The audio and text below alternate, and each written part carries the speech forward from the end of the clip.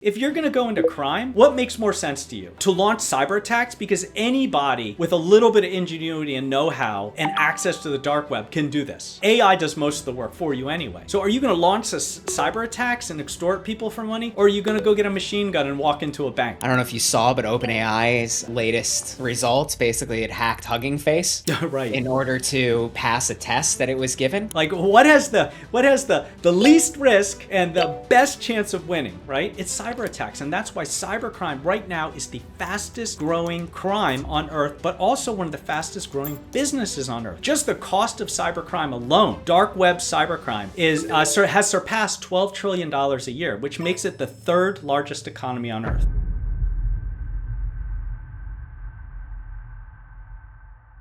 Welcome back to The Human Code, and I gotta say I'm here with a new friend, Eric O'Neill. It's been a pleasure getting to know you just in these last few minutes, but also what I really want to ask you is what got you interested in the intersection of humanity and technology? Sure, Don, and it is great to be on here with you. Look, my background was actually in psychology. I was supposed to graduate with aerospace engineering, so that's one heck of a change, but I've always been fascinated in what drives people to do what they do. And it kind of would make sense there that I went from studying psychology into the FBI and then catching spies, which is the cool way of saying counterintelligence. And counterintelligence is the science of countering the espionage goals of a foreign adversary. And if you compare that to counterterrorism, which was the other 50% of what I did, that's the same thing, except for instead of trying to stop spies, you're stopping terrorists. So that science of how you catch individuals has translated for me into what I do today, which is catch cyber spies. I run a company called NexusSure that's a cybersecurity company, and another company called Georgetown Group that does investigative work. And at the end of the day, what we're trying to do is stop those criminal, corporate, and even foreign intelligence attacks against companies here in the US. Back in the day when I started in the FBI, of course, the science was very much old school tradecraft. So signals and dead drops and meets and following people and vehicular and foot surveillance and telephoto lenses and thermal imagers and all that kind of stuff. That still happens, but the majority of crime and espionage at these levels is through cyber attacks. And that's where technology becomes so critical. Because in order to stop the bad guys, we need to understand everything they're doing and then have the technology and the practices and the techniques to stop them in their tracks. Love it.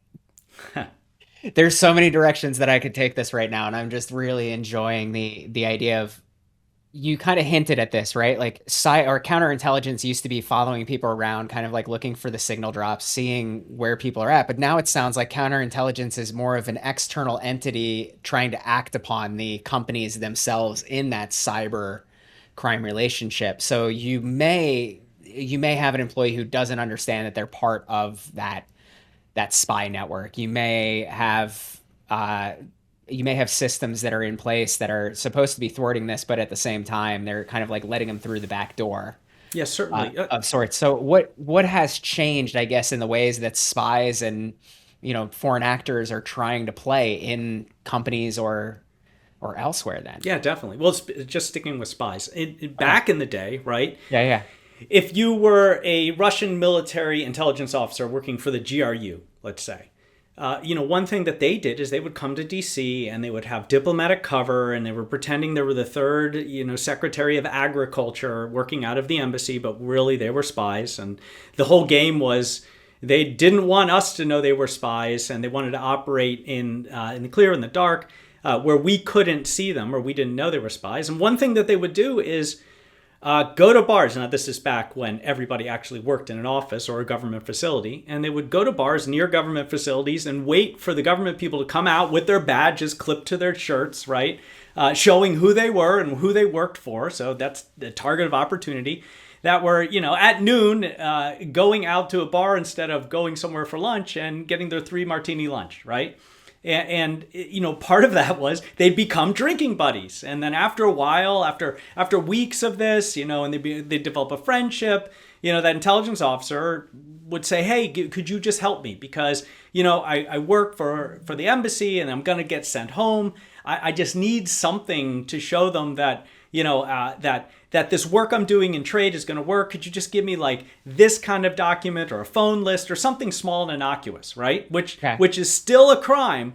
And then that employee does it because he wants to help his friend and he thinks this isn't really a big deal. And then the intelligence officer is gone. This new guy shows up and says, now you work for us, right? That takes a long time. That takes weeks, sometimes maybe months to develop, to cultivate, to recruit that target. Today, you can do this all in like 10 minutes. And you don't even have to leave Moscow or Beijing or North Korea or Iran or any of these countries that love to attack the West. You just send an email. A spear phishing email that fools the person the same way, that impersonates someone they trust, that makes them believe a lie is true. And that's how so many of these cyber attacks work. Now you've created what I called in my first book, Gray Day, a virtual trusted insider. You have trusted insiders that are moles, that are people who go rogue within your organization. But you also have virtual trusted insiders. Don, you're a great employee. You love your organization, but you don't know that somebody hijacked your account. And unbeknownst to you or the organization, they're quietly using your access to create mayhem. And the only difference today between a cyber spy and a cyber criminal is the outcome. They all do the same things. They're very careful. Reconnaissance, learning everything about the company, about the individuals, like who would be easiest to exploit, how are we going to launch this exploit. They data mine social media to learn everything about you, the psychology of you. How can they fool you into believing a lie is true? That's the question they answer. And today, AI helps them with all of that. It will build a perfect attack for them. Then they launch the attack. They compromise you, and they want to make sure nobody knows that you're compromised, and they quietly move through the data systems, compromising as much as they can, until at the very end of the day, they steal a lot of data. Now, the difference between the cyber spy and the criminal is at that final point, the only difference is the spy sneaks away with your data and doesn't want you to ever know they were gone. They erase their track, they destroy the logs, they dismantle, they slip away, and they have all your data and they use it against you, and you don't even know, maybe sometimes for years, that you've been compromised. The criminal wants to get paid, so they destroy everything behind them. This is where you see ransomware attacks and extortion attacks. All your data is deleted or locked behind an encryption scheme, and they want you to pay them to get it back or get the keys to it. And then if you say, I have a great backup, I don't really care, they say, great, well, we also have your data, and this is the extortion, and we're going to sell it to your competitor. We're going to post it online to the highest bidder. We're going to go through your CEO's email and find the most embarrassing things we can find and seed it into the press. And this creates immense pressure to pay. It's funny, as I was having a conversation just last night with a wealth firm that was talking about the same thing, where he's like, I'm not worried about ransomware anymore. He's like, all my stuff is in the cloud. If they get it held of any of our devices, we just throw them in the trash. Yeah. And kind of walk away. He goes, the data is protected from that standpoint. But at the same time, you're saying there's also that other use to it that drives the extortion factor. Right. Of it, the kind of like the selling of it, not that you just can't operate your business anymore, but like, no, we're going to frame this in a way that's actually detrimental to you. But actually, let's go down the path of how do we protect ourselves from this? Sure. Well, to take that just one next logical step, most ransomware attacks right now aren't your traditional attack, compromise, and then lock with encryption anymore, because the bad guys know that everybody has great backups, everyone has good cybersecurity, and they're going to be able to restore from backup. People have moved to cloud. So now instead what they're doing is leveraging access from virtual trusted insiders, and if they can get systems administrators who can create whole accounts, right, and elevate privileges, give those accounts access to all sorts of things that they otherwise couldn't reach. Even if it's in the cloud encrypted, once they have access to it, permission to reach out to the cloud and download it, they can steal it. And they steal as much as they can. Yeah. And they don't even lock it all. They just say, hey, we have all your data. And if you want it back, you have to pay us. or they say, if you want it deleted, pay us. Otherwise, we'll create horrible mayhem. And then they spend a lot of time leveraging ways they can use the data and telling you, like, we're going to create a massive data dump, which is going to require you to make all of these disclosures to your customers that their data has been stolen, and an enormous amount of fees that you're going to have to pay for identity monitoring, and your insurance is going to go up, and all this. And then they say, hey, here's your insurance policy, and they send it back to you highlighted. You're insured for $2 million. Give us $2 million. Your insurance will pay it, and we'll go away, right? And then they give their bona fides. They say, we locked all these other customers, they call them customers, but victims, right? And they paid, and we didn't reveal any of their data. You can trust us. I mean, it's ludicrous, but they operate like businesses, and that's what makes it so dangerous. It's like a mafia shakedown. It's the new mafia. It really is. And I mean, look, if you're going to go into crime, what makes more sense to you, right? To launch cyber attacks, because anybody with a little bit of ingenuity and know-how and access to the dark web can do this. AI does most of the work for you anyway. So are you going to launch cyber attacks and extort people for money? Or are you going to go get a machine gun and walk into a bank? Like, what has the least risk and the best chance of winning, right? It's cyber attacks. And that's why cybercrime right now is the fastest growing crime on earth, but also one of the fastest growing businesses on earth. Just the cost of cybercrime alone, dark web cybercrime, has surpassed $12 trillion a year, which makes it the third largest economy on earth. 12 trillion and the third largest economy on earth. Yeah, it goes the US, China, and then I think it would go California, but it's the dark web. Okay, so that's actually interesting. Crime is typically of convenience, right? When it comes to financial crimes, I would say. That's probably just a personal opinion. But at the same time, if it's easier for me to make money on cyber crimes versus having like a legitimate purpose, the temptation is there. And I think AI is also, doesn't really have a moral footprint to it to help you in either direction to guide. How do we make trade easier? How do we make economics easier, or the psychology of this more, I guess, influential, so that people can make a decision that isn't harming others for their own economic benefit? Right. Well, some of the problems are that cybercrime is global, and cybercriminals are everywhere. But the best top tier cybercriminals are in jurisdictions in foreign states that don't have extradition to the U.S., don't really like the U.S., and these criminals act as surge support for intelligence units. They're known to the intelligence units, for example, in China and Russia and other places. And they make a ton of money, and the intelligence units look the other way as long as they're attacking the West.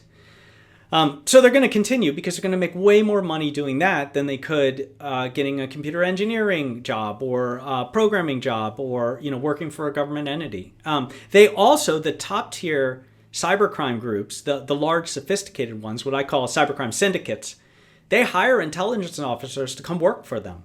And they moonlight, they make their side gig, working for the cybercriminals, and they have their day job, like being spies. And and all that money's tax free. They're not reporting it, right? So everybody's got a side gig, even spies, right? And they work with cyber criminals.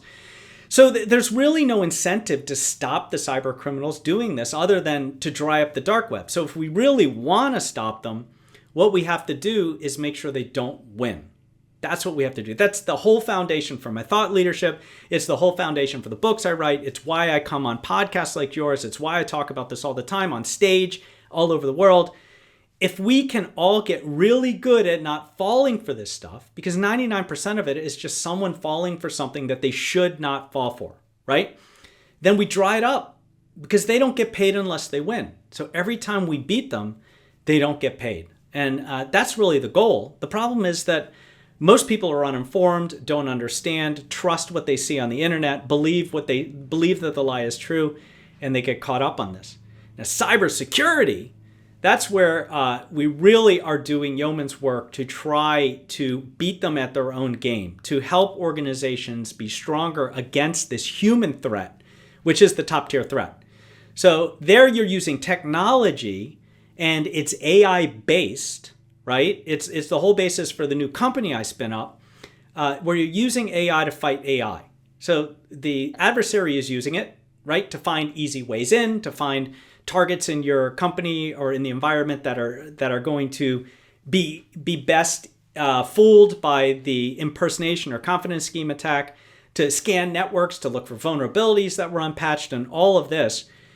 We can use AI to do the same thing offensively from within the environment. So we're looking for that scanning. We're looking for those attempts to compromise. We're looking for the person who's been compromised and is now accessing data at 2 a.m. when they normally don't, and downloading way more than they've ever downloaded before, and accessing stuff that they're not even supposed to see. And then the AI will immediately flag it, and then a human comes in, locks that account, and can save the company from a lot of problems.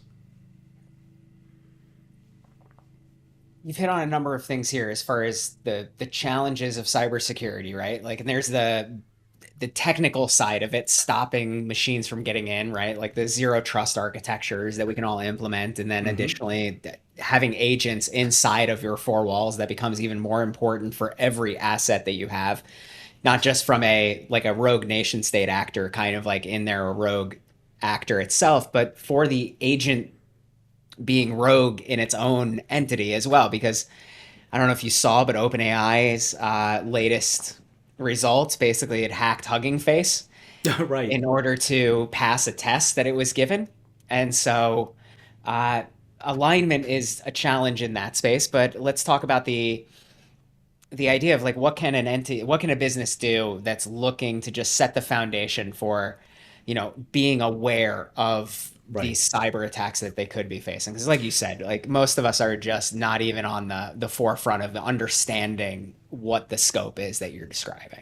Yeah, when I come in and I look at a business who's trying to upgrade their cybersecurity or never really has looked at it before, right? You'd be shocked at how many companies, especially small and mid-level, are just using like basic Microsoft to defend them, which is like running naked into a vat of razors right behind a bio weapons facility. It's just it's a bad idea. And so the first thing we look at is, where is your data and who has access to it? That is always number one, and it's a good thing to do internally. And what are your controls for that data? And often with newer, emerging, small entrepreneurial businesses, everybody has access to all the data because it's just sitting in one cloud repository, and there are 12 employees and everyone has access to it. So there's any one of those people is a single point of attack, and you have everything. So one of the first things we do is, once again, in counterintelligence, is you segment your data, or what we used to call it in the FBI, you compartmentalize it. Everybody doesn't have to see everything. You put it in buckets. You secure those buckets different ways. You make sure that only people have a need to know have access, and you have someone who is manning the controls to ensure that stays true. Another huge problem we see is ghost accounts. So what happens is, so many organizations, because they have a small IT team and they're struggling with time management, someone leaves the organization, but their account is still active. And that can be really dangerous because so many accounts are lost in different ways and are bought and sold on the dark web. And then they just try them, username, password, and they're in, which leads to me to, my final rapid thought. Of course, there's a lot more to it. And if you read my new book, Spies, Lies, and Cybercrime, there's a whole part of the book that explains like the steps you should take. But so many organizations don't turn on anything other than a password. And a password is a loss leader. It's an Achilles heel. It will destroy you. Passwords are completely and utterly useless. You have to have some sort of second level authentication, or two-factor authentication, or multi-factor authentication, or a single sign-on, something more than a password. I can't wait until there are no more passwords. There's no reason to have them. Everyone has a phone on them all the time. We're raising generations of kids who have never been separated from their phone. And they go into hysterics if they don't have it near them. So, why not just get that code to your phone in an authenticator app to get in? It's far more secure. Of course, then people say, well, what if someone gets access to your phone? Well, if someone gets access to your phone, you're doomed anyway, because literally everything is on there, right? So, there's security built into the phone, and it's a lot better than just a naked password. Well, and I think you're absolutely right, right? If you get access to my phone, you have everything. But also my phone has a PIN, my phone has Face ID, right? Like Yes, there's biometrics multi-factors on and that as all well. sorts of things. Yeah, and your phone, you Exactly. can quickly, as if you can get access to somebody else's phone really quick, you can send an alert and then lock that phone and brick it and protect yourself. Right.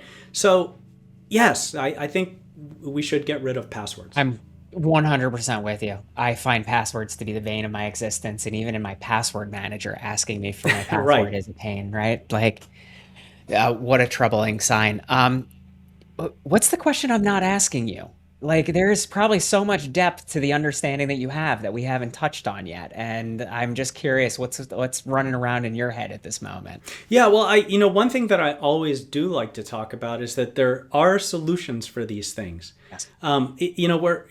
We're not doomed. I get on stage and there's a lot of humor, and I'm talking about cybersecurity. I'm talking about scary stuff. But the fact of the matter is, we aren't doomed. There are many solutions. There are solutions that individuals can take right away. The number one thing is make sure that you're using two-factor for everything, and that you're being careful where you're going and your data.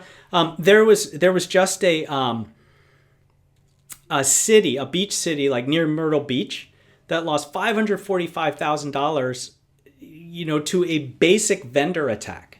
And here's how that worked. They were in the data. So the attacker, the cyber criminal, was somehow in either the contractors or the city's email accounts.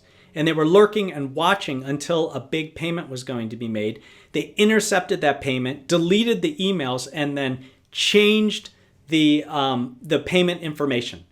So they pretended they were the contractor and sent a fake email to the city saying, "We've changed how we want to get our checks. Instead of getting hard checks like you've always given us for years, we want you to send a direct deposit through this ACH. Here's our form." And they even had websites set up. And the website, one of the words in the website in the contractor's name was wild. They put an I instead of the L, right? And of course the city did try to contact them and say, "Are you sure?" Didn't get in touch with them. They only tried through emails, and the emails weren't going through, probably because the criminals were intercepting them all. That's what they do. They also try to launch these attacks at a time when they know the deciding individual is not going to be around. Like, they're looking at schedules, they know you're on a flight, they know that you're not around, it's the middle of the night, whatever. And they went ahead and paid it to cyber criminals. And because things are slow, 45 days later, the contractor said, "Hey, we still haven't been paid. Are you going to pay us?" And they said, "We paid you." And now it's a huge controversy where, both sides are saying it's your fault. And, the question is, whose fault is it? Well, the fact of the matter is there are so many different ways that this could have gone right instead of wrong. Carefully scrutinizing any change in how payments are made is critical, right? To make sure that it's true. Picking up the phone and calling and not making the payment until you actually get in touch with that person who says, "Yes, this was me." This can save organizations hundreds of thousands of dollars and sometimes millions, especially, and this is really, really wanted to go, in a world where AI is changing everything about impersonation and confidence schemes. Take that same scenario, right? And let's throw it in Hong Kong, and I highlight this story in my book. So if you want the whole thing, go check it out. But a finance manager in Hong Kong who works for a large architecture firm out of the UK gets an email, right, from the CFO. Now, everybody knows where this is going. Send this wire right away for this project. But it's far more clever than that. The email simply says, "Join me on a Zoom conference." And he does. And there's, the CFO and his boss and other people he knows in finance and two people he doesn't know. And the CFO says, "Everybody, please," just like in my little box here with you, right? "Please introduce yourself." And, the finance manager learns two people he doesn't know are partners in this new project. It's super confidential. They need to be funded so they can start building, blah, blah, blah, right? And then the call's abruptly terminated, and now the emails continue from the CFO. Send this wire, send this wire. For the next 2 weeks, he gets 15 separate directions for wires. He sends them all for a tune of $25 million, gone right into cyber criminals' accounts. And until finally he picks up the phone and calls over to the UK and says, do you want me to keep sending these wires? They've never heard of the wires or him. He's so low down in the totem pole, but he was able to do it, right? So like there are steps you can take, and organizations have to have not just the technology and not just training of people, but these processes that protect you, right? So in that process, maybe you don't ever send a wire until you call the CFO and the CEO if it's over $1 million, right?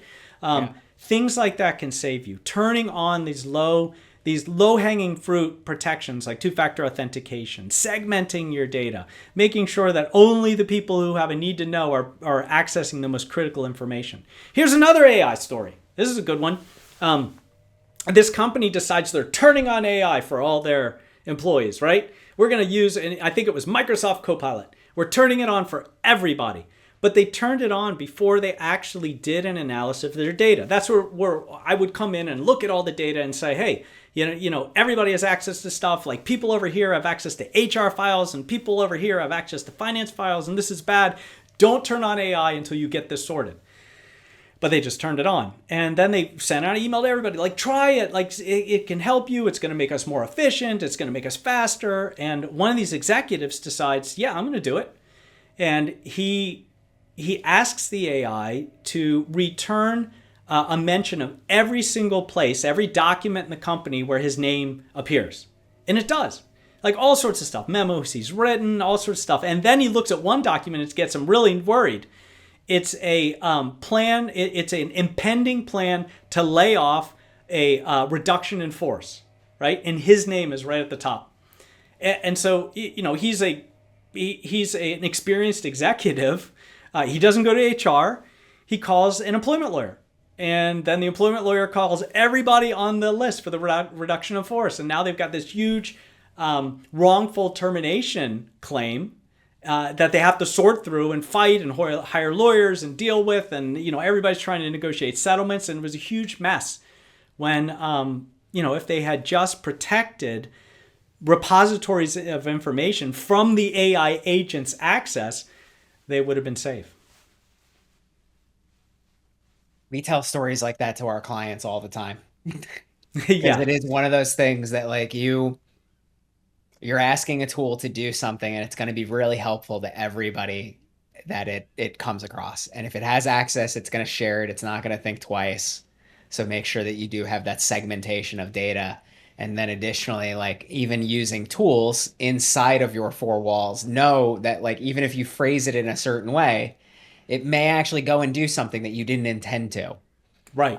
And you can put controls in where, you know, the AI will say, I'm sorry, I can't answer this or access this. And then an alert goes up and somebody, you know, a human is looking at it and either approves or says no. And, you know, exactly. or shows up at your office and says, maybe we need to talk about what you're asking the AI to do. It's a beautiful thing that these systems exist. And at the same time, I think we're all learning how to properly, you know, bring them into organizations. But the idea that you give it full access to everything and can take action upon everything that it looks at in an organization just isn't helpful in the long run. It's a bad idea. Exactly. Like you're just asking for trouble at that point. Right. Eric, you've laid out a number of pieces of information for us to kind of digest and like how we can look at the problem in our own organization. What we'll end up doing is we'll link to your book in the description as well, so that people can find it and contact you if there's anything other questions. Is there anything else that you'd like to share with us about like how do we protect ourselves from spies, from, you know, or be helpful in counterintelligence? Yeah, certainly. So in my new book, Spies, Lies, and Cybercrime, I came up with a methodology for this. So I went way back to how I learned counterintelligence at the FBI Academy in Quantico, right? Like all the way back to basics and thinking about the way that you need to think in order to stop spies. And I translated that into this really easy 4-step process and methodology for stopping cybercrime. And it also works for spies. And it actually works for your own life and safety. And it's just 4 letters. It's PAID, P-A-I-D. We all want to get paid, right? That's memorable. So you prepare ahead of the attack. So you don't wait until the pressure situation to look at your cybersecurity. And this is where so many organizations fail, because they don't bring someone like me in, right, the advisor in, until they're in a ransomware attack, until they've just seen that all their data is gone, until there's some horrible event has happened. And now their cyber insurance, if they even have it, is saying you need to bring someone in. And we're doing this audit that costs 10 times as much as if you just did it when everything's chill. So you prepare ahead of the attack. But there's no easy button for cybersecurity. You have to constantly assess, right? This is your radar. It's up and it's working. You're looking, you're watching the corners, you're checking your SICs, and your technology and processes are working to tell you there's a problem, right? This also in personal life is really important. If something looks too good to be true, if something looks like a complete windfall, if somebody is pressuring you and isn't giving you time to think, that's where you want to stop and take 10 minutes and just take a breath and assess the situation, right? Look for those red flags. And when you see the red flags, whether it's in your technology or your own personal safety, you have to investigate.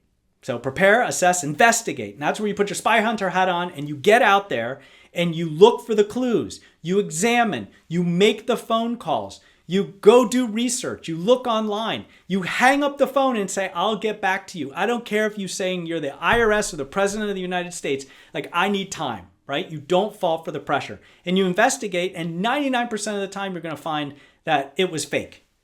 And then finally, the D is decide. You have to decide to act. One of the biggest problems in security writ large is people who freeze, who don't act in that situation, who just let things overcome them. So deciding to act means that every day you're deciding that you're going to take your own security into your own hands. You're not going to rely on someone else. You're not going to rely on the government. You're not going to rely on technology. You're going to rely on yourself and your own business know-how and acumen. And if you just follow those steps, and it cycles, prepare, assess, investigate, decide, then you can protect yourself from so many of these cyber attacks that are targeting people, not the systems that people use. People are the weakest link in our systems. Absolutely. And bad guys know it. And that's why cyber criminals have just become spies. Yeah. And I think that's a really, really important piece of information that you just dropped there, right? Like cyber criminals are spies because they are the ones who are looking at the psychology of people and how do you